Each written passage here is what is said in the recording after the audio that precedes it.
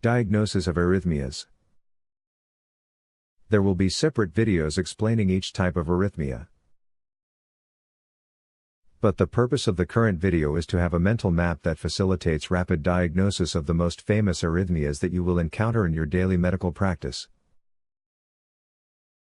The mnemonic for our algorithm is Monica, Ross, Rachel and Paul. Step 1. Monica, M. Morphology of the QRS complex. Assess morphology of the QRS complex. Is it wide or narrow? Step 2. Ross, R. Assess rhythm of the QRS complex.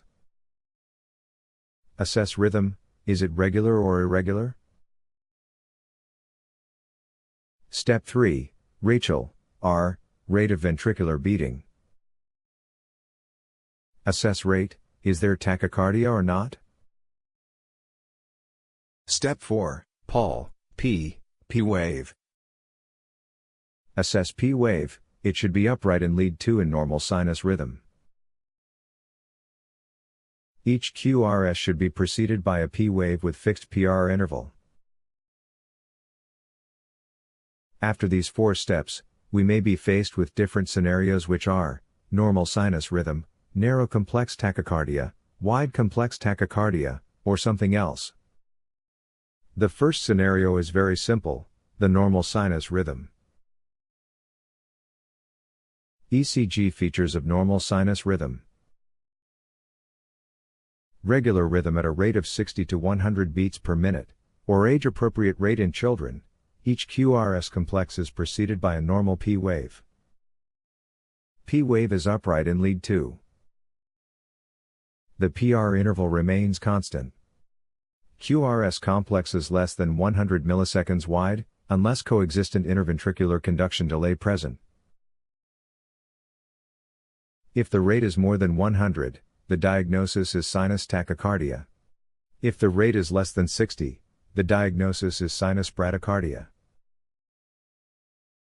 The second scenario is narrow complex tachycardia.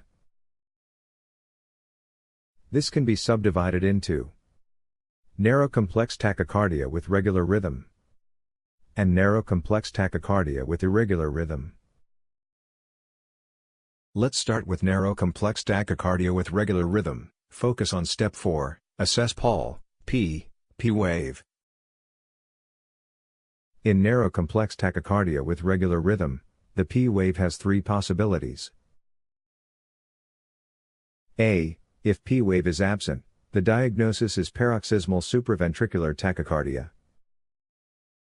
B. If P wave is present, and that there is 1-to-1 relationship between P waves and R waves, the diagnosis is paroxysmal supraventricular tachycardia. C. If P wave is present, and there are more P waves than R waves, the diagnosis is atrial flutter with fixed ventricular response.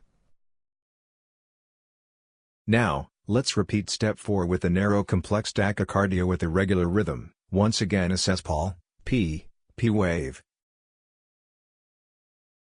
In narrow complex tachycardia with irregular rhythm, the P wave has 3 possibilities. A. If P wave is absent, the diagnosis is atrial fibrillation. B. If P wave is present and changes its morphology from beat to beat, the diagnosis is multifocal atrial tachycardia. C. If P wave is present and shows a pattern of alternating 2-to-1, 3-to-1 and 4-to-1 conduction ratios, the diagnosis is atrial flutter with variable ventricular response. The third scenario is wide complex tachycardia. This can be subdivided into wide complex tachycardia with regular rhythm and wide complex tachycardia with irregular rhythm. The wide complex tachycardia with regular rhythm has 2 possibilities: A. Ventricular tachycardia, or B. Supraventricular tachycardia with aberration. The differential diagnosis between these 2 categories will be explained in another video on this channel, but the rule is, always assume ventricular tachycardia until proven otherwise.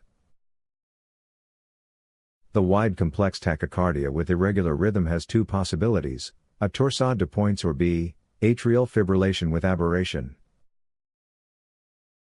Fourth scenario is something else. The rhythm is not sinus, nor narrow complex tachycardia nor wide complex tachycardia. Here, once again we focus on the fourth step, which is P wave.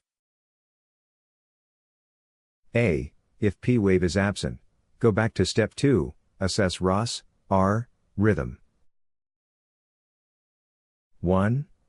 If rhythm is regular, the diagnosis is mid-junctional rhythm. 2. If rhythm is irregular, the diagnosis is atrial fibrillation with controlled or slow ventricular response.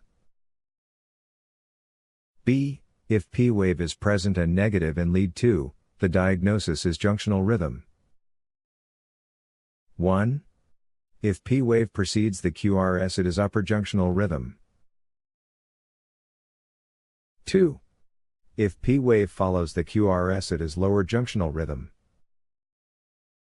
C. If P wave is present and there are more P waves than R waves, assess PR interval.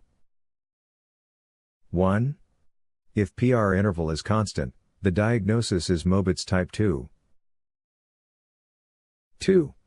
If PR interval is variable, go back to step 2, ROS, R, rhythm. If rhythm is regular, the diagnosis is complete heart block.